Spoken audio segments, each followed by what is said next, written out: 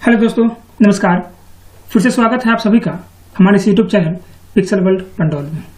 दोस्तों, पिछले सेशन में हम लोगों ने पढ़ा था कि हम लोग टैली के अंतर्गत कंपनी के रिगार्डिंग कैसे काम करते हैं, जैसे कंपनी बनाना, कंपनी को डिलीट करना, कंपनी को अल्टर करना और कंपनी को बंद करना। आज हम लोग उससे आगे का सेशन को देखेंगे। सबसे पहले हम वर्क इन एजुकेशनल मोड में आएंगे। गेटवे ऑफ टैली हमारे सामने में ओपन हो जाएगा।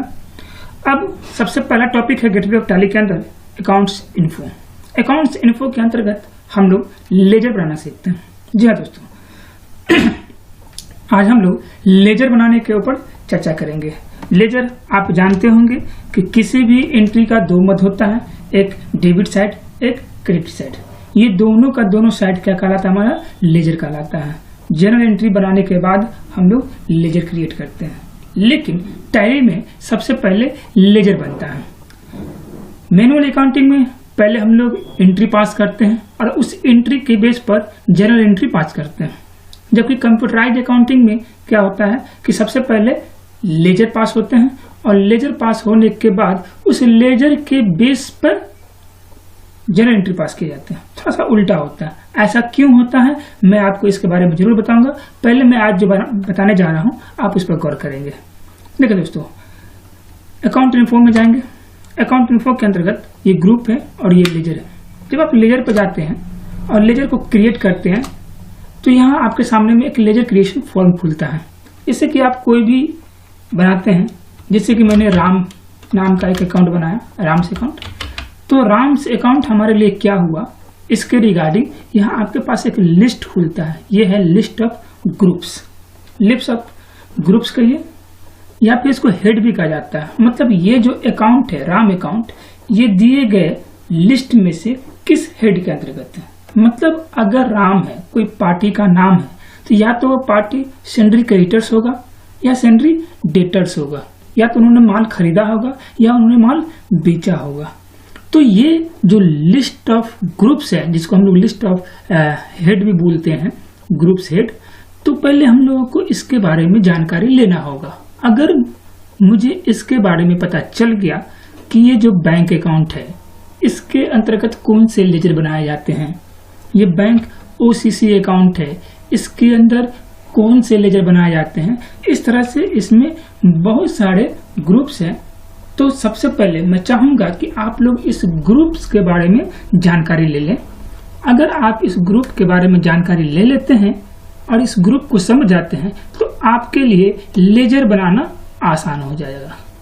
ठीक है दोस्तों, तो चलिए सबसे पहले हम लोग देखते हैं कि कितने ग्रुप्स हैं हमारे लेजर में हमारे टैली में, ताकि हम जब लेजर बनाएंगे तो मुझे कोई दिक्कत नहीं होगी कि कोई भी लेजर किस ग्रुप के अंतर्गत जाएगा। एग्जाम्पल, मैंने कोई बैंक में खाता खोला, तो मैंने ये बैंक में खाता खोला तो ये कौन सा खाता खोला? अगर मैं सेविंग्स अकाउंट खोलता हूँ तो बैंक अकाउंट होगा। अगर मैं लोन अकाउंट खोलता हूँ तो मेरा ओडी होगा, या मैं शेयर मार्केटिंग के लिए अकाउंट खोलता हूँ तो ये ओसीसी अकाउंट होगा। इसी तरीके से अगर आपका लेजर सही बनेगा तो आपका बाकी चीज भी सही बनेगा। तो क्यों ना सबसे पहले हम लोग क्या करें, ग्रुप्स के बारे में जानकारी लें। तो चलिए शुरू करते हैं हम लोग ग्रुप्स के बारे में जानकारी लेना। और आपको ये वीडियो पसंद आएगा तो आप इसे लाइक जरूर करेंगे। देखिए दोस्तों, टैली ERP 9 के अंतर्गत आज हम लोग फुल इंट्रोडक्शन पढ़ेंगे ग्रुप्स के बारे में। तो चलिए शुरू करते हैं।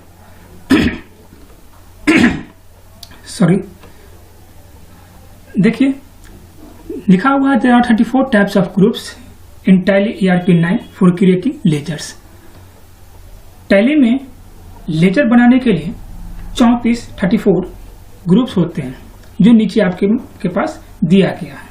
मैं आपसे फिर रिक्वेस्ट करूंगा कि आप पेन कॉपी लेके बैठेंगे, इस सब लेजर्स को नोट करेंगे। आप वीडियो को पॉज कीजिए, स्क्रीनशॉट कीजिए, इस सब को नोट कीजिए अपने कॉपी में, और जिसके अंदर वो जो एग्जाम्पल्स जाएंगे आप उस एग्जाम्पल्स को नोट करते रहिए। ठीक है दोस्तों, सबसे पहला है आपके सामने में बैंक अकाउंट। ये बैंक अकाउंट क्या होता है?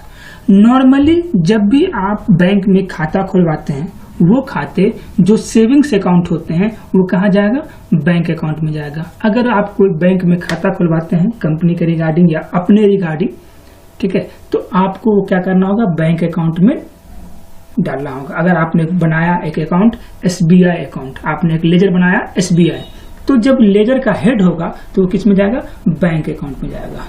दूसरा है बैंक OD अकाउंट। OD का मतलब होता है ओवरड्राफ्ट। जितने भी बिजनेसमैन होते हैं वो अपना बैंक अकाउंट पर्सनल खुलवाते हैं, लेकिन कंपनी के नाम पर जब अपना बैंक अकाउंट खुलाते हैं या कोई शॉप है बड़े लेवल पे है तो वो अपना अकाउंट किस में खुलवाते हैं, ओवरड्राफ्ट में खुलवाते हैं। ऐसा क्यों? ओवरड्राफ्ट एक ऐसा फैसिलिटी होता है जिसमें एक खास सीमा तक आपके अकाउंट में बैलेंस नहीं होने के बावजूद भी आपको वो पेमेंट करने का ऑथोरिटी देता है। मान के चलिए कि आप मार्केट गए और आपके अकाउंट में मात्र 1 लाख रुपया है और आपको कोई प्रोडक्ट खरीदना है, उस प्रोडक्ट की कीमत 1.5 लाख रुपये है, तो आपके पास अगर बैंक अकाउंट होगा, सेविंग्स अकाउंट होगा, तो आप 1 लाख से ज्यादा का ट्रांजेक्शन नहीं कर सकते हैं। लेकिन अगर आपके पास बैंक OD अकाउंट है, ओवरड्राफ्ट अकाउंट है, तो आप 1.5 लाख का क्या 2 लाख का भी ट्रांजेक्शन कर पाएंगे अगर आपके पास उस तरह का ऑथोरिटी मिला होगा। तो नॉर्मली ये अकाउंट बिजनेसमैन के लिए होते हैं। साधारणतया नॉर्मल इंसान बैंक अकाउंट ही खुलवाता है, जबकि बिजनेसमैन, दुकानदार या छोटे स्तर हो या बड़े स्तर का व्यापारी हो, वो अपना बैंक ओवरड्राफ्ट खुलवाता है। ठीक है दोस्तों। या फिर जब आप बैंक से लोन लेते हैं तो जो लोन अकाउंट खुलता है वो भी OD अकाउंट में ही जाता है। नेक्स्ट है बैंक OCC अकाउंट। दोस्तों ये स्पेशल ट्रांजैक्शंस के लिए किए जाते हैं। अगर आप शेयर मार्केटिंग का काम करते हैं, अगर आप शेयर का लेन देन करते हैं, आप स्टॉक एक्सचेंज में काम करते हैं, तो आपको वहां न तो बैंक अकाउंट की जरूरत पड़ेगी, न बैंक OD अकाउंट की जरूरत पड़ेगी, बल्कि बैंक OCC अकाउंट की जरूरत पड़ेगी, जिसका नाम होता है ओपन कैश क्रेडिट। ठीक है दोस्तों, जब आप शेयर मार्केटिंग के रिगार्डिंग कोई काम करेंगे तो आपको बैंक OCC अकाउंट ओपन करवाना होगा। ठीक है। नेक्स्ट है branch and division. Branch and division क्या होता है वो समझिए।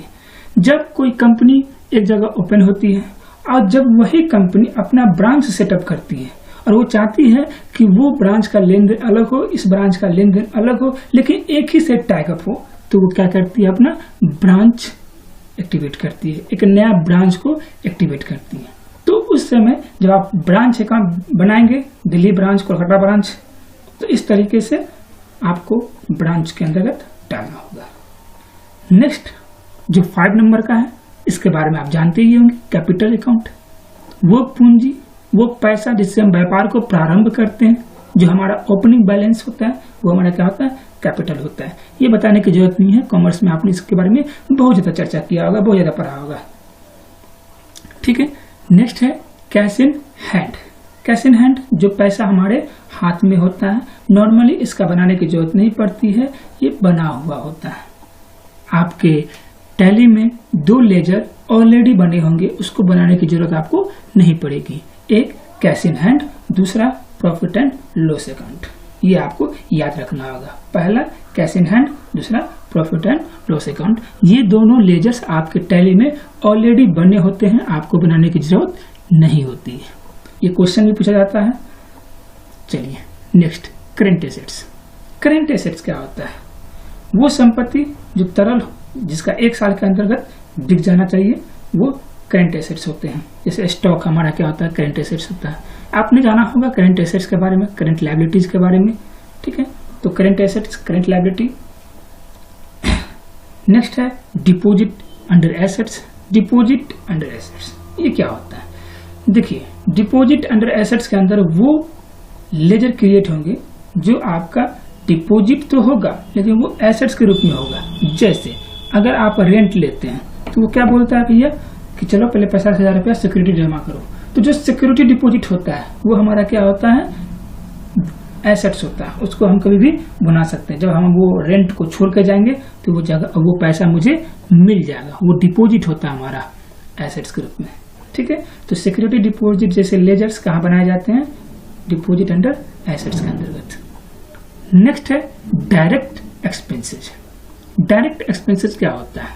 वो एक्सपेंसेज जो किसी भी वस्तु विशेष पर सीधा प्रभाव किए जाते हैं वो हमारा क्या कहलाता है, डायरेक्ट एक्सपेंसेस कहलाता है। जैसे कि माल की ढुलाई होती है वो डायरेक्ट एक्सपेंसेस के रूप में जाने जाते हैं।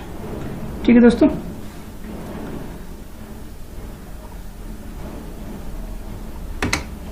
नेक्स्ट है डायरेक्ट इनकम। देखिए अगर आप 11 नंबर की बात करें तो डायरेक्ट इनकम है, और 16 नंबर की बात करें तो वो भी इनकम डायरेक्ट है। मतलब दोनों लगभग सेम है, दोनों सेम ही है सर, समझिए इसमें कोई दिक्कत नहीं है।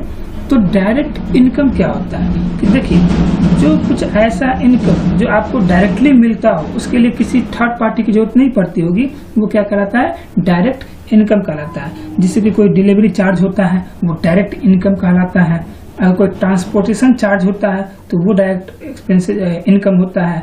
अगर कोई प्रोफेशनली चार्ज कर रहे हैं आप, जैसे कि अगर आप डॉक्टर के पास जाते हैं तो डॉक्टर को दिखाने के लिए जो वो उसका प्रोफेशन का चार्ज होता है 200, 250, 300, 500 जो भी चार्ज होते हैं वो आपका क्या होता है, डायरेक्ट इनकम होता है। ठीक है, तो प्रोफेशनल चार्ज जो होता है वो सब आपका क्या कहलाता है, डायरेक्ट इनकम कहलाता है। नेक्स्ट है आपका ड्यूटी एंड टैक्सेस। देखिए दोस्तों हमारे हिंदुस्तान में, इंडिया में जो भी टैक्स लगाए जाते हैं वो सभी टैक्स किसके अंतर्गत आएंगे, ड्यूटी एंड टैक्सेस के अंतर्गत आएंगे। अब है एक्सपेंसेस। तो जो मैंने आपको पीछे बताया इनडायरेक्ट एक्सपेंसेस अगर आप बात करें तो 13 नंबर में है और 19 नंबर में। मैं बता देता हूँ डायरेक्ट एक्सपेंसेस, इनडायरेक्ट एक्सपेंसेस क्या होता है। डायरेक्ट एक्सपेंसेस का मतलब होता है कि वो खर्चे जिससे हमारे किसी भी वस्तु विशेष में कार्य क्षमता में वृद्धि हो जाए। अगर किसी की कार्य क्षमता में वृद्धि हो जाती है तो वो हमारा डायरेक्ट एक्सपेंसेस कहलाता है। लेकिन जिससे हमारे कार्य क्षमता में वृद्धि नहीं होती है, जिसको करने के लिए वो खर्चा करना ही पड़ेगा, वो हमारा इनडायरेक्ट एक्सपेंसेस कहलाएगा। जैसे अगर आपको कोई काम करना हो, कोई ऑफिस खोलना हो, कोई गोडाउन खोलना हो, तो उसके लिए आपको एक भवन की जरूरत पड़ेगी ही पड़ेगी। तो आपको एक भवन रेंट पर लेना होगा, तो बिना भवन के रेंट का तो काम चलेगा नहीं। तो वो रेंट क्या हो गया, आपका इनडायरेक्ट एक्सपेंसेस हो गया। लेकिन अगर मैं आपको एक और एग्जांपल बताना चाहूंगा, देखिए आपके पास एक जनरेटर सिस्टम, जनरेटर आप समझते होंगे, इंजन। मान के चलिए कि इंजन में जो तेल जाता है जिससे कि आपका इंजन चलता है, तो वो खर्चा तो रेगुलर है, आपको करना ही पड़ेगा। अगर आप तेल नहीं देंगे तो इंजन नहीं चलेगा। तो ये जो इंजन ऑयल का एक्सपेंसेस है वो आपका क्या है, इनडायरेक्ट एक्सपेंसेस है। अब इत्तेफाक से आपका इंजन खराब हो जाता है, कुछ प्रॉब्लम हो जाती है, आप मिस्त्री को बुलाते हैं। तो मिस्त्री कहता है कि सर अगर आप इस पार्ट को चेंज कर देते हैं ना, अभी आपकी इंजन की कार्य क्षमता क्या है, एग्जाम्पल के तौर पर 1 लीटर में 1 घंटा, 1 लीटर में 1 घंटा।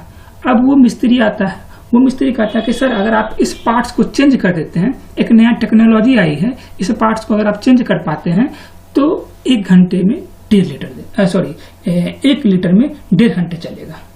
तो क्या होगा, उस पार्ट्स को बदलने के कारण उसके कार्य क्षमता में वृद्धि हो जा रही है।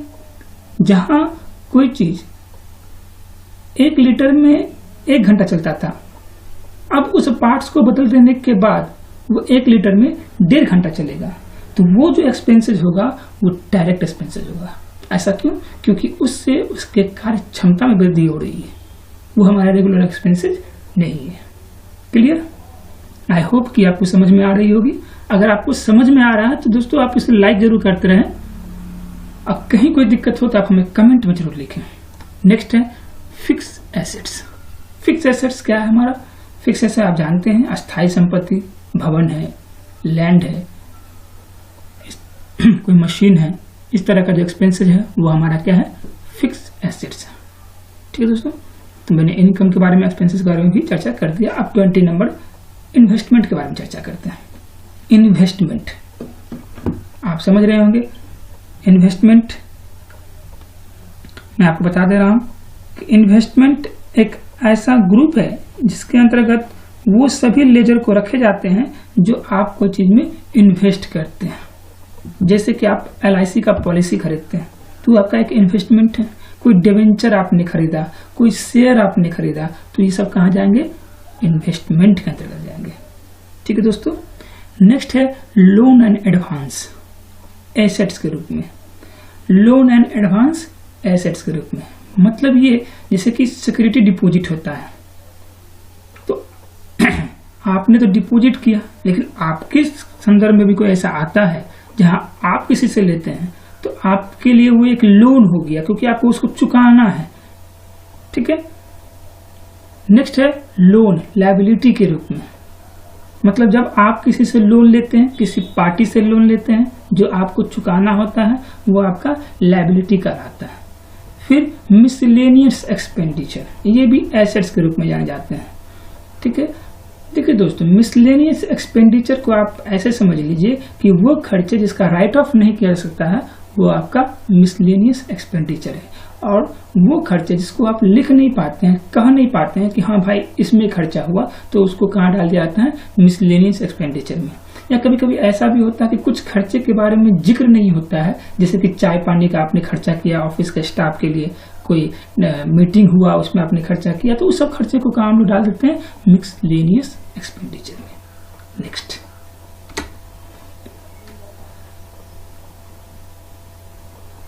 प्रोविजंस। दोस्तों प्रोविजन आप तो जानते ही होंगे, प्रोविजंस के बारे में आपने पढ़ा होगा। तो वो सभी, जैसे कि आपने बैड डेट्स के लिए आप प्रोविजन करते हैं, या किसी भी खास चीज के लिए आप प्रोविजन करते हैं कि ताकि इसको भविष्य में यूज किया जा सके। ठीक है। तो वो सब कहाँ जाते हैं? प्रोविजंस के रूप में जाते हैं। वो खर्चा जो फ्यूचर में होना है उसके लिए आप अभी पैसा को रख देते हैं, प्रोविजन कर देते हैं कि ये पैसा इस मद में आएगा या ये पैसा इस मद में खर्चा होगा, तो उसको हम लोग प्रोविजंस के अंतर्गत डालते हैं। ठीक है। नेक्स्ट है आपका परचेज अकाउंट। तो परचेज अकाउंट के अंतर्गत वो सभी अकाउंट को रखे जाते हैं, वो सभी लेजर को रखे जाते हैं जो परचेज से रिलेटेड होता है। ओके, जानते ही होंगे आप। बाकी विशेष चर्चा से हम इसमें एग्जाम्पल्स बनाएंगे, टैली के अंतर्गत जब लेजर बनाना सिखाएंगे तो इसमें और विशेष चर्चा मैं आपको दूंगा। नेक्स्ट है reserve and surplus. Reserve and surplus के लिए क्या होता है? देखिए दोस्तों, आप जब कैपिटल के लिए रिजर्व करते हैं, शेयर प्रीमियम के लिए रिजर्व करते हैं, या जब कोई इन्वेस्टमेंट का अलाउंस आता है तो उसके लिए आप रिजर्व करते हैं। ठीक है। जब आपके पास अधिक पैसे हो जाते हैं, सरप्लस हो जाता है, तो आप क्या करते हैं? कुछ पैसे को रिजर्व कर देते हैं किसी खास चीज के लिए। नहीं समझ में आता है कि मैं किस चीज के लिए रिजर्व करूं, तो आप जनरल रिजर्व कर देते हैं ताकि उसको आप किसी भी रूप में यूज कर सके। ठीक है। नेक्स्ट है सेल्स अकाउंट। सेल्स अकाउंट में समझिए क्या होता है कि वो सभी अकाउंट इसमें लिखे जाते हैं जो बिक्री से संबंधित होते हैं। ठीक है दोस्तों। एक होता है सिक्योर्ड लोन। अब देखिए दोस्तों, यहाँ आपने पढ़ा था 22 में लोन, और यहाँ आप पढ़ रहे हैं सिक्योर्ड लोन। सिक्योर्ड लोन का मतलब क्या होता है कि वो लोन जिसको प्राप्त करने के लिए आपको कुछ गिरवी रखना पड़े, वो कहलाता है सिक्योर्ड लोन। ठीक है। जिसके लिए आपको कुछ गिरवी रखना पड़े, कुछ मॉर्गेज करना पड़े, that is called secured loan.